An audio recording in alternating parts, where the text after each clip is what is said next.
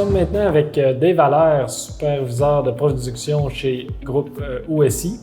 Alors, Dave, merci de ta présence et de nous partager tes expériences avec Syncron. Et puis, en ce sens, comment l'implantation, on a parlé tantôt d'implantation avec Hubert et Frédéric chez PTD. Oui. Une fois implanté, peux-tu nous dire là, l'impact sur vos façons de faire? Hey, je te dirais, pour avoir connu l'ancienne méthode de gestion versus où on est rendu avec Syncron, ça a été assez rapide comme impact. C'est sûr qu'il y a eu du fine-tuning qui a été fait en cours de route, mais au départ, tout de suite, la vision que j'ai eue, ça s'est grandement amélioré, ça a été facile de l'intégrer. Fait que l'impact a été immédiat.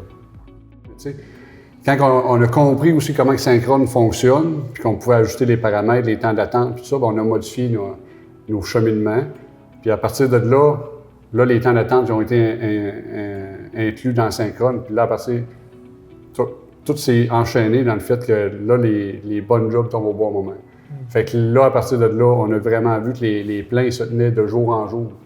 Parce que des fois, je pouvais devancer juste une date pour essayer de l'avoir plus tôt pour avoir le plan bon, mais au final, c'est pas de même. Il faut que ça marche avec Syncron. Il faut qu'il gère tout seul toutes les recettes sans qu'on ait besoin de changer. Fait que de jour en jour, au début, on avait des changements qui faisaient qu'on avait un plan qui était difficile à avoir, mais là, en ajustant nos paramètres qu'on voulait, bien là, à partir de là, Syncron, de jour en jour, il publiait la suite logique de tout ce qu'on avait planifié, puis les nouvelles jobs qui étaient mises en production.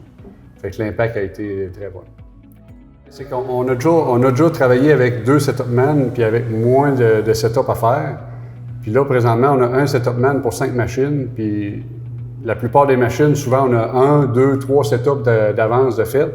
Fait que c'est bien beau de le faire à l'avance, mais si ton plan n'est pas clair, ben là, il faut que tu fasses du back and forth, puis là, ben, tu défais les setups que tu as fait, mais là, c'est pas le cas. C'est clair, on sait d'avance, c'est planifié, les temps sont bons, Syncron est dans l'ordre. Moi, j'ai le tableau Syncron en mon poste de travail, mais aussi au niveau de l'usine, le setupman est là. Fait que l'autre point qui est, on prend moins en compte parce que ça ne joue pas beaucoup sur la planification des pièces, mais quand on parle d'entretien, la machine brise, c'est quoi l'impact? Fait que si la machine brise, puis le mécanicien me dit « Dave, tu es là pour 2 semaines, je n'aurai pas les pièces avant une semaine, le temps de la réparer 2 semaines. » Je gèle la machine 2 semaines, mais c'est quoi l'impact que ça a sur toute ma production?